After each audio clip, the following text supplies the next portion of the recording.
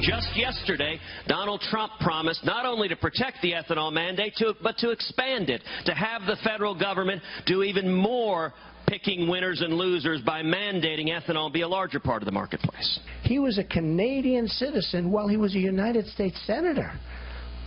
He was a joint citizen of the United States and Canada, but how do you do that? And he said he didn't know about it. I will protect you from Goldman Sachs. I will protect you from Citibank. And I will protect you for the banks because I'm Robin Hood and I'm this wonderful senator and I'm going to protect you for these banks. And then he's borrowing from the banks. Well, Donald Trump and Ted Cruz going at it.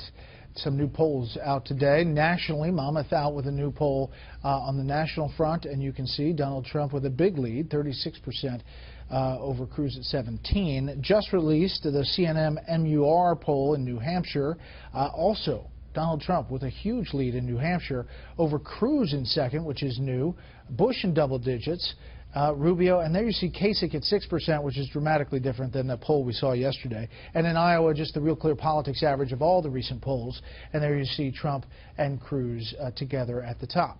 Let's bring in our panel. Start with the Republicans and Steve Hayes, senior writer for the Weekly Standard. David Gregory, former moderator of NBC's Meet the Press and author of the book How's Your Faith, and syndicated columnist Charles Krauthammer.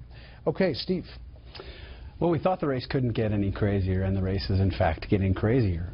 You had this big event with Donald Trump and Sarah Palin last night, where Palin offers her endorsement and promises that Donald Trump will be the person to end crony capitalism.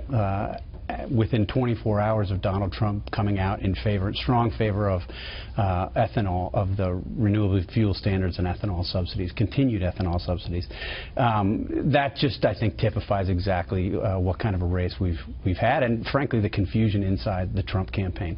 I think it's been a tough couple days for Ted Cruz. I think he stands up well, particularly in the face of these attacks from the ethanol industry in Iowa. I think that makes Cruz look good, that he's willing to stand up and say, look, you're not going to influence me.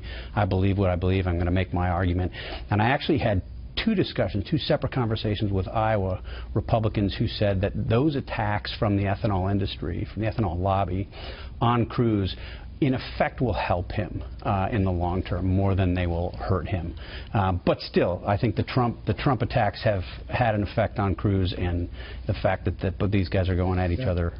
What about, David, the Cruz line that the establishment has now embraced Donald Trump?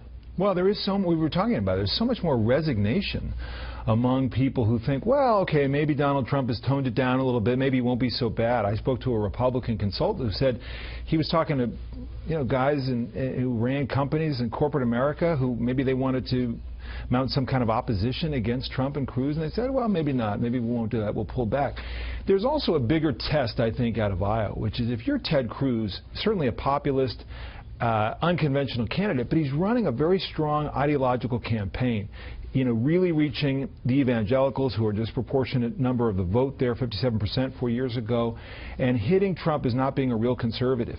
If that doesn't pass muster in Iowa, where is it going to work for him? Right, exactly. Now, speaking of which, Cruz supporters are pointing to a Donald Trump tweet back in 2013 on the issue of immigration, hot issue, and this is the tweet.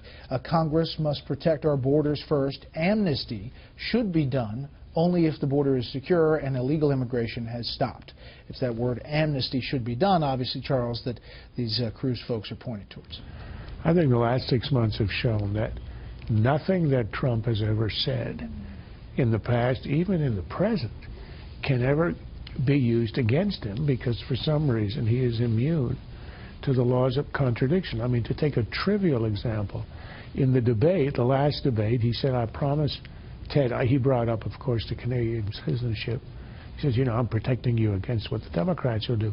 I promise, he used the word promise, I will never sue over this. And then, 3 days later, at a rally, he said, I might just sue. I mean, those laws don't apply. I'm not sure that's in any way going to help him. I do give Cruz credit for sticking to his guns on ethanol. Just about every candidate ever has caved or trimmed or shifted on ethanol. But I do think actually it's going to hurt him. I mean, it cost him the support of the longest serving governor in the country, who's rather popular in Iowa, who specifically singled him out, that Republicans should oppose him.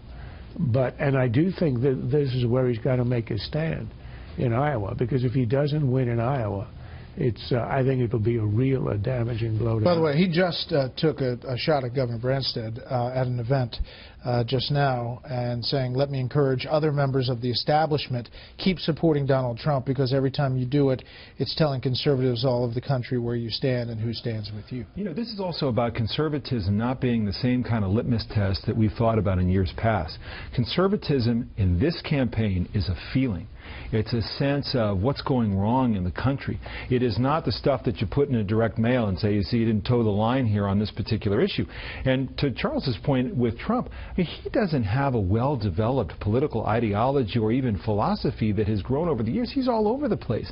And he seems to be able to go in front of audiences and say, yeah, you know, what's going on here? You know, something's changed and now I've changed with it. It's just how it ought to be. And it seems to work. And that's what's remarkable about this cycle. I mean, here we are, days away from the Iowa caucuses. And Donald Trump, who's, as you point out, is a former Democrat, you know, had liberal positions on many, many issues. He's sort of all over the place on the issues. It has had virtually no ads run against him. I mean, he's an opposition researcher's dream. And there's virtually nothing on the air. Why is that? Because of the backlash? Because of the counterpunch? Because they're all fighting with one another underneath him. Look at those polls, Steve, and he is so far ahead. Correct. All this stuff about are they going to go to the polls or not?